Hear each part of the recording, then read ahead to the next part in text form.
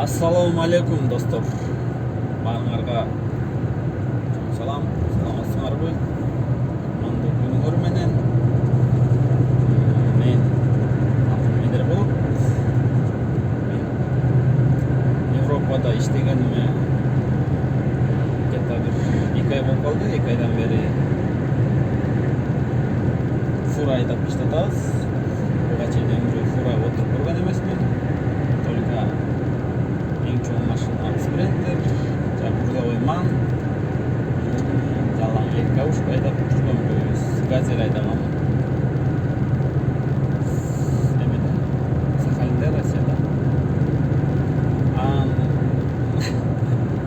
Россиядан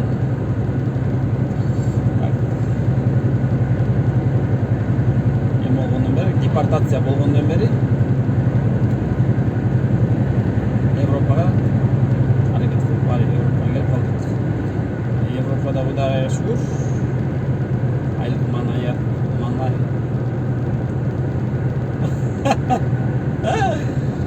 Манай айлыгы, короче, моя насыр, то есть 1,5 мың евро. Ичкен жегенге примерно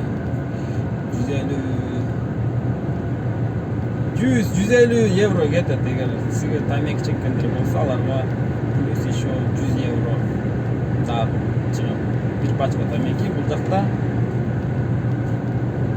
4 евро турат, 400 сом. Бул Литвада. Эгер Германия менен Франциядан алса, бир пачка тамеки 8 евро, 10 евро турат. Ушундай. Ичкендер болсо, такыр кымбат.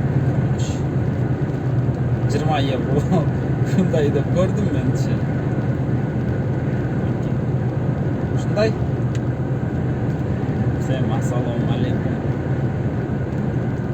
Каналга калып, подписковать етип, тагы деп койсо, комментарий жазып, жазсаңар.